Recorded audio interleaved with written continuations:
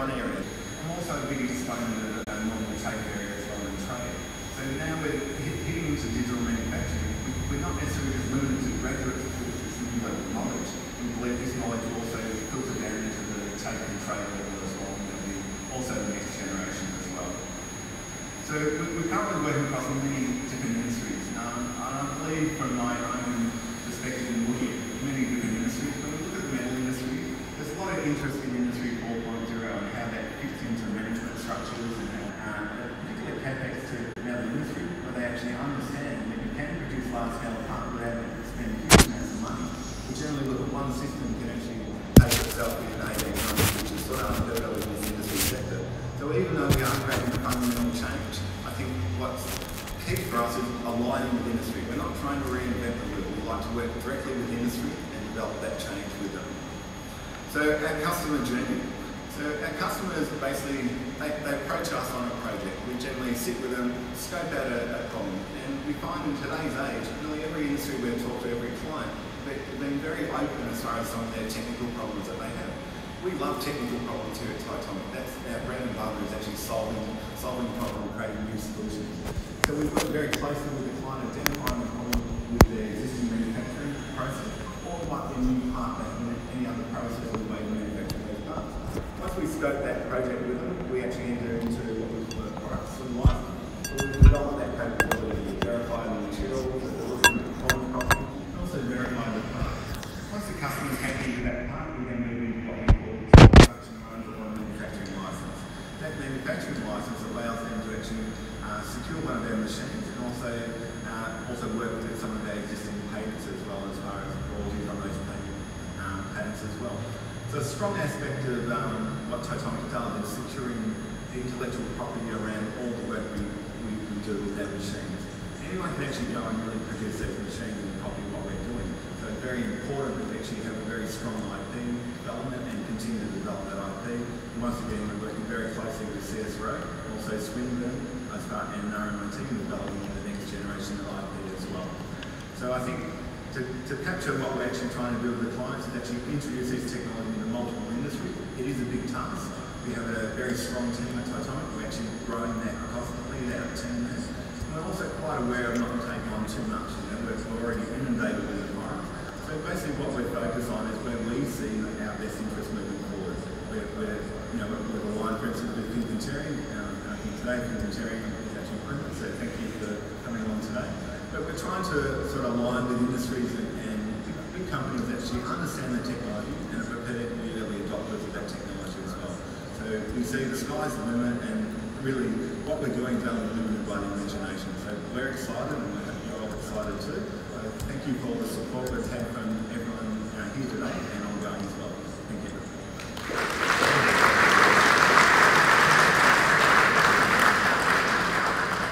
Thank you, Jeff. That is so exciting and a wonderful overview of this incredible new technology that we're now about to launch with official ribbon cutting ceremony. So I'm going to get you all to move over to where you can see the red sash over here to the front of the device.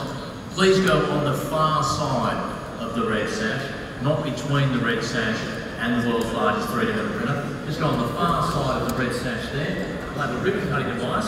We'll then fire the beast up. If you move back to your chairs here, you'll be able to see on the video screens exactly what's happening inside the device. So get yourself to a vantage point around there, get your own cameras ready. I'll get Jeff, Phil and our special guests.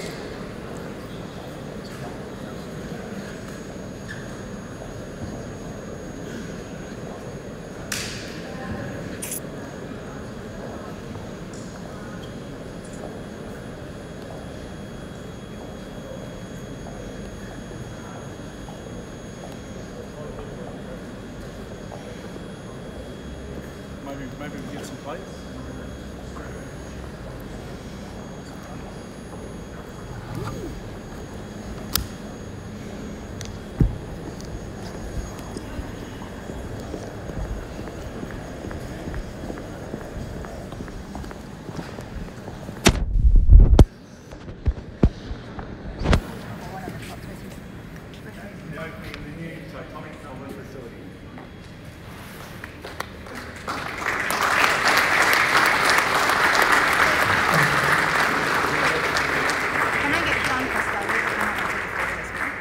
And if John Costello could come forward. John, could you come forward and have your photo taken, please? Sean Costello. Where is Sean? Yes, come on forward, Sean. I want to show these off. Come on through for a photo, mate. We are about to fire up the machine, at which stage, if you move back to your seats, we'll project on the big screens there what's happening. Yes? And where's the photo being taken from?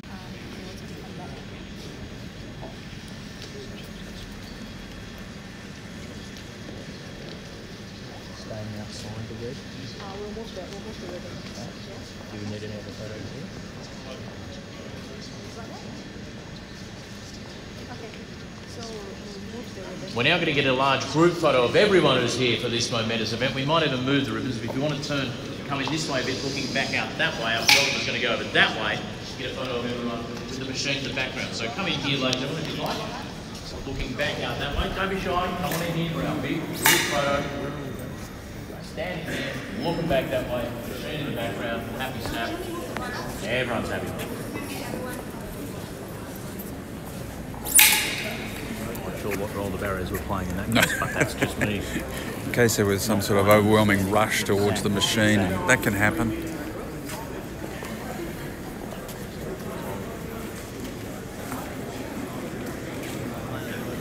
So now we are live after many attempts at the official launch of the Titanic 3D printing machine. Oops, I'm going to go back here and show everybody. So we are in Melbourne at Titomic's facility at Ferntree Gully Road, Mount Waverley. And this is the entire crowd that's here for the launch. Behind them is where the actual first full-scale 3D printer is housed. We'll be seeing that start up very shortly. It's an impressive looking piece of equipment. And for those who don't know much about Titomic, Titomic uses kinetic cold fusion to spray at supersonic speed cheap titanium powder in massive size objects, and you'll see just how big that is in a sec. So this is the world's largest 3D metal printer. Not possible with existing types of printers because they create too much heat and the heat builds up in the object of printing, and that then causes warping.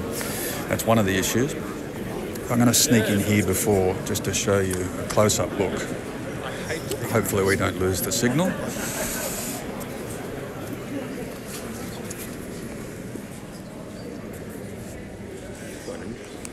Okay, so that is the machine, which is huge on a robot arm, and we'll see that fire up shortly.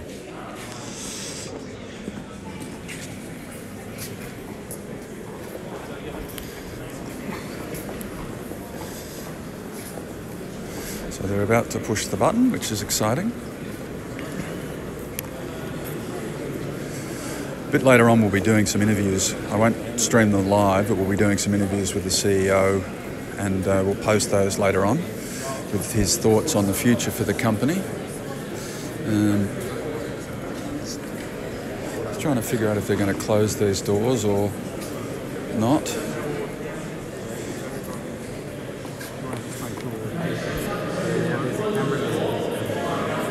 So have you got a camera in there that people will see it on the screen? Or? Yeah, I think there's one set up.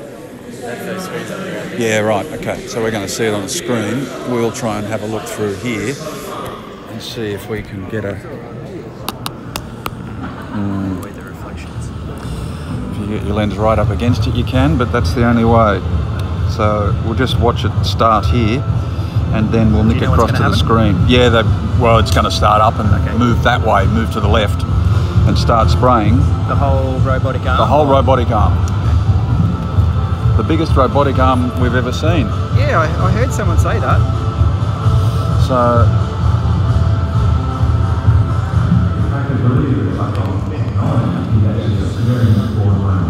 So Titomic uses titanium powder that is considerably cheaper than that used by normal or smaller prototype style 3D printers, which gives them an edge as well. So instead of spending about $800 a kilo, you can spend about $150 to $200 a kilo for the powder. And you can do that because the speed that it sprays out of the nozzle is so fast that it actually changes the particles at an atomic level. And theoretically, this rig, they claim they could set it up and literally have it moving up and down to print the side of a ship, which is pretty impressive if it's doable. So we are now waiting with bated breath for the machine to start. So I gather it's going to be any second now.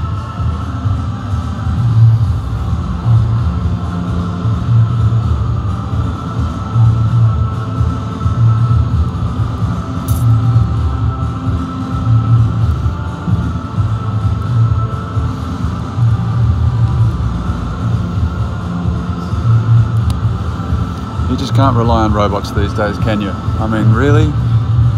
Smoko. Yeah. Robo Smoko. Yeah. It's still negotiating its agreement before it fires up. It needs to become self-aware first. Self-awareness, yes.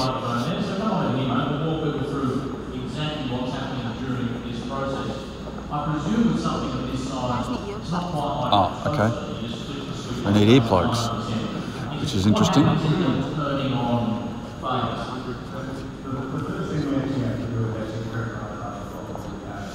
I'm not quite sure why we need earplugs, but I guess that'll become obvious. Oh, that sounds like a tone to warn you that something's about to move.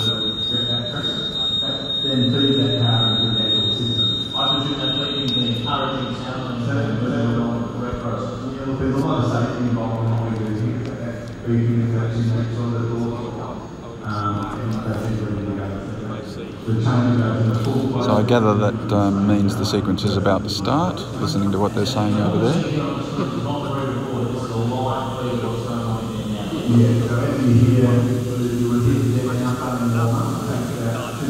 So we can hear the sound of the air starting to build up as it comes through the nozzle.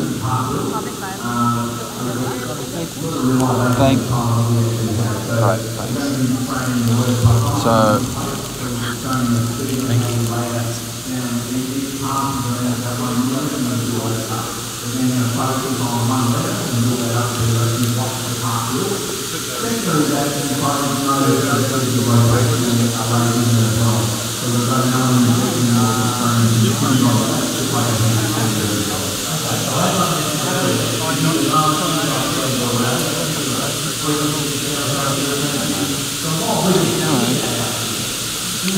and we wait.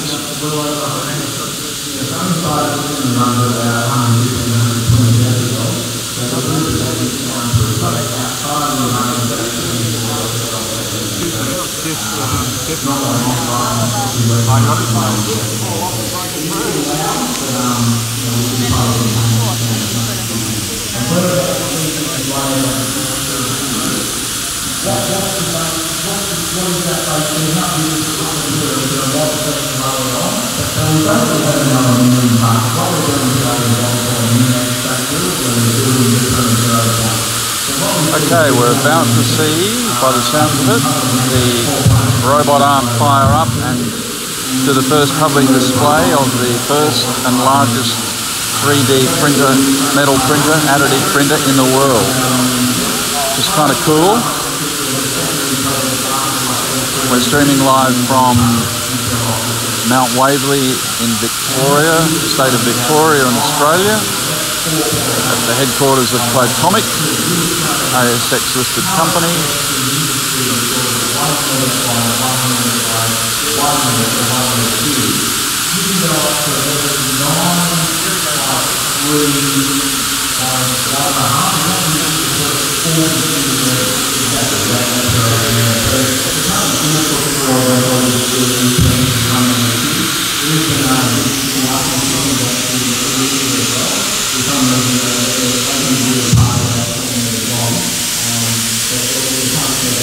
A lot of talking, not much spraying going on at the moment, is there? Yeah. Can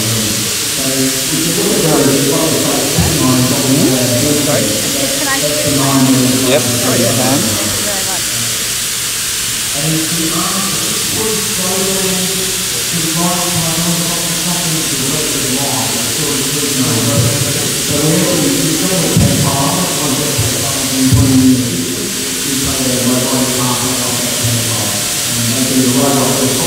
As soon as the arm starts moving, as we're looking through the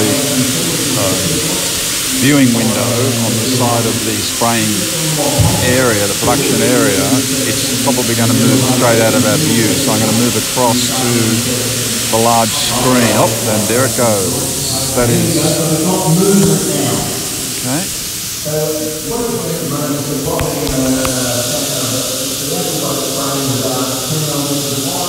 So it has started spraying.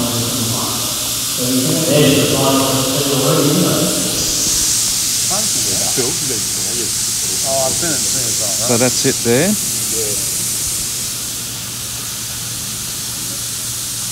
And there you have it. There is the world's largest 3D printer starting work.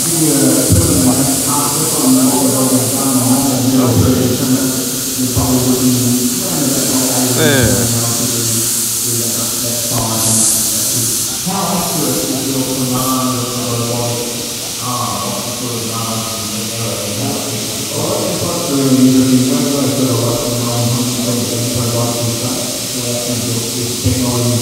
So it's building up the framework of an object that it's going to print.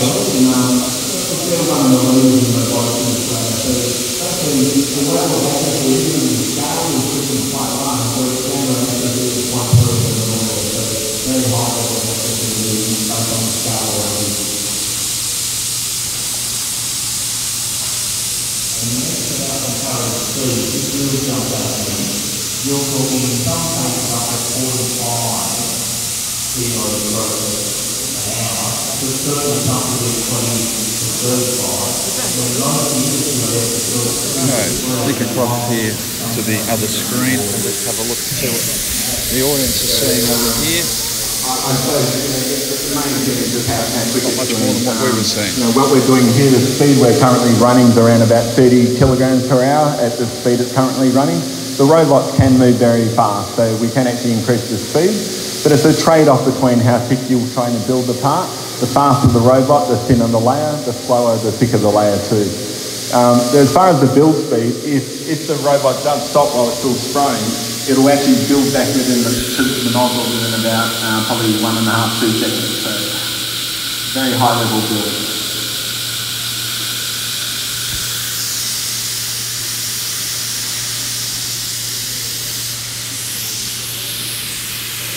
Another key advantage I might express too, we're just showing you as we're spraying a vertical onto a plate. So you're watching the first, there's a feed from the actual production area. So that's what it's printing, is the word Titomic. And if we go across here, we can see here's the facility. It's working away inside here. Just zoom back a bit.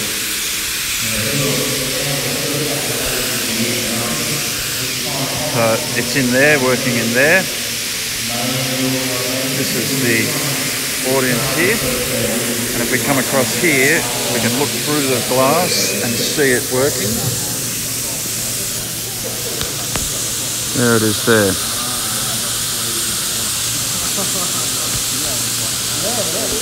And if I zoom in, that's it. There's the arm. It's pretty impressive as far as robot arms go.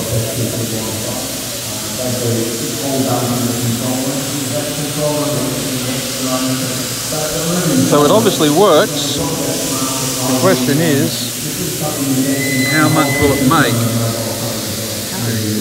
And we'll be putting that to the CEO a bit later on and find out when they expect to get their first revenue stream. what form that'll take. But we are watching the Titomic 3D printer at work from Titomic's Mount Waverley facility, spraying at subsonic speed. Titomic powder. We'll go back to the other screen and have a look, see how it's progressing. We're doing very complex shaped parts. We're going to spraying on one robot, but then having a part held on another robot, so it gives us like multiple axes as well. Allows us to do very complex shaped parts as well. So both the arm that is spraying and the arm that is holding all have those degrees of freedom. Yeah, we call it a jam. Right. Okay, so this is your first tasks, creating the Titomic logo on the plate there. And then what are we going to see? I think we're going to then go back to the start, I think the first tee, and actually just build a few more layers up so we can get a bit of thickness and depth, so you can actually see a bit more real time the height of what we can build, how quickly. So, as you heard, and I think the Titomic word, I think we're running this at about 4.5 metres long by, I think, 700 millimetres high. Pretty decent size.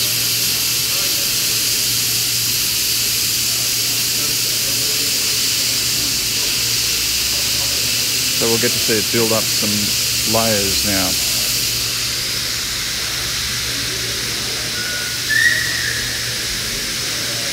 So as that layer hits, now if I was in there now and put my finger on that letter C, is that set fast or is it still malleable at the moment? Or? So as those particles collide, they're spraying out of the nozzle, basically they're fusing together. So it's already fused in that state.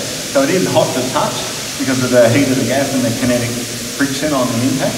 So there's actually no even close to melting temperature. So I think this is probably running at about 250 to 300 degrees C on what we're doing now.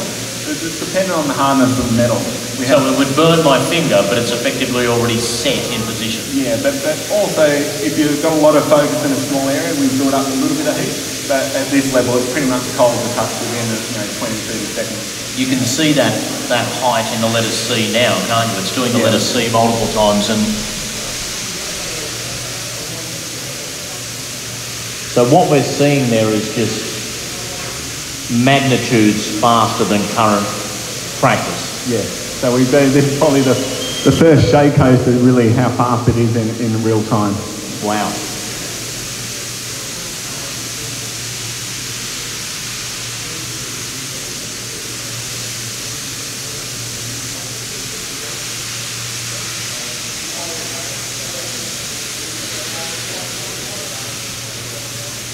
Another key part of the technology too, even though we're doing a net shape build here, which is your standard bread and butter for 3D printing industry, the technology really came.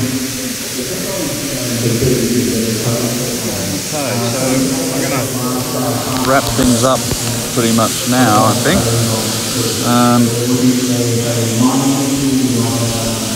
I'll just give you one last look here. So that's it building up. The sea. It's a little hard to tell with the resolution of this camera, but according to them, it's the bee's knees.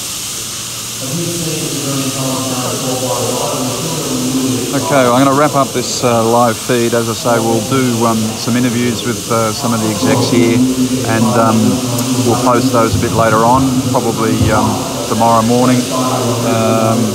If there's anything substantially newsworthy, I will certainly pass it on beforehand. But that's pretty much it. That's the Titomic robot spraying for the first time. For those who persevered with us, thank you very much. It was a little bit difficult to get going, but we got there in the end. All right, thanks guys. Take care. Spread the word. Bye.